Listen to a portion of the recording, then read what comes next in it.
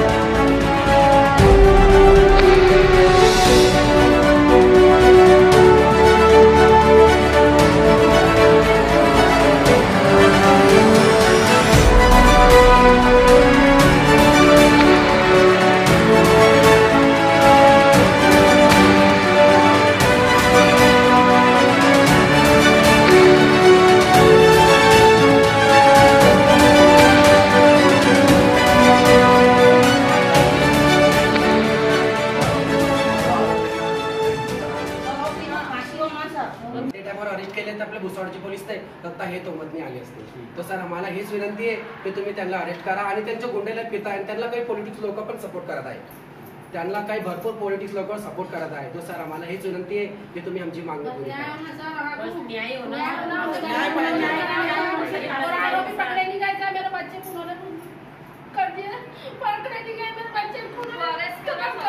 और सर हे पण विनंती आहे